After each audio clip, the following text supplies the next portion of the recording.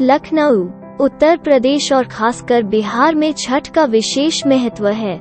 छठ सिर्फ एक पर्व नहीं है, बल्कि महापर्व है जो पूरे 4 दिन तक चलता है। नहाए खाए से इसकी शुरुआत होती है, जो डूबते और उगते हुए सूर्य को अर्घ्य देकर समाप्त होती है। ये पर्व साल में 2 बार मनाया जाता है, पहली बार चैत्र में और दूसरी बार कार्तिक में। चैत्र शुक्ल पक्ष षष्ठी पर मनाए जाने वाले छठ पर्व को चैती छठ और कार्तिक शुक्ल पक्ष षष्ठी पर मनाए जाने वाले पर्व को कार्तिकी छठ कहा जाता है। पारिवारिक सुख समृद्धि और मनोवांछित फल प्राप्ति के लिए ये पर्व मनाया जाता है। इसका एक अलग ऐतिहासिक महत्व भी है। माता सीता ने भी की थी सूर्य देव की पूजा। छठ पूजा की परंपरा कैसे शुरू हुई, इस संदर्भ में कई कथाएं प्रचलित हैं। एक मान्यता के अनुसार जब राम सीता 14 साल के वनवास के बाद अयोध्या लौटे थे, तब रावण वध के पाप से मुक्त होने के लिए उन्होंने ऋषि मुनियों के आदेश पर राजसूर्य यज्ञ करने का फैसला लिया। पूजा के लिए उन्होंने मूगदल ऋषि को आमंत्रित किया। मूगदल ऋषि ने मां सीता पर गंगाजल छिड़ककर पवित्र किया और कार्तिक मास के शुक्ल पक्ष की षष्ठी तिथि को सूर्य देव की उपासना करने का आदेश दिया।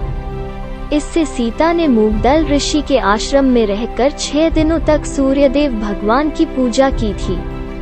सप्तमी को सूर्योदय के समय फिर से अनुष्ठान कर सूर्यदेव से आशीर्वाद प्राप्त किया था।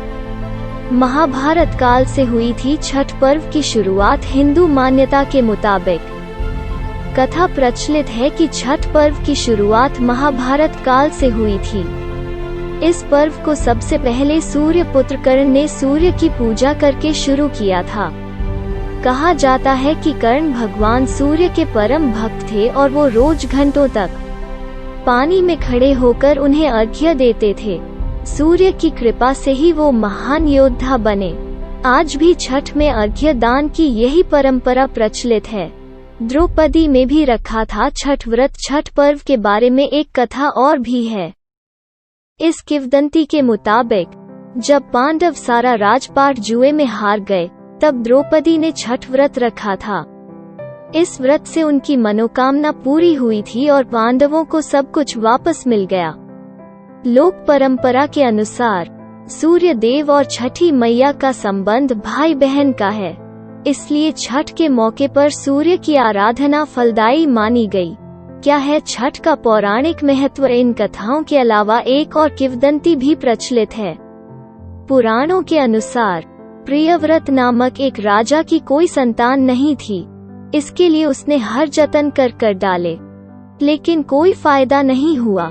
तब उस राजा को संतान प्राप्ति के लिए महर्षि कश्यप ने उसे पुत्र इष्टि यज्ञ करने का परामर्श दिया। यज्ञ के बाद महारानी ने एक पुत्र को जन्म दिया, लेकिन वो मरा पैदा हुआ। राजा के मृत बच्चे की सूचना से पूरे नगर में शोक छा गया। कहा जाता है कि जब राजा मृत बच्चे को दफनाने की तैयारी कर रहे थे, तभी आसमान से एक ज्योतिर्मय विमान धरती पर उतरा। इसमें बैठी देवी ने कहा, मैं षष्ठी देवी और विश्व के समस्त बालकों की रक्षिका हूँ। इतना कहकर देवी ने शिशु के मृत शरीर को स्पर्श किया, जिससे वो जीवित हो उठा। इसके बाद से ही राजा ने अपने राज्य में यह त्योहार मनाने की घोषणा कर दी।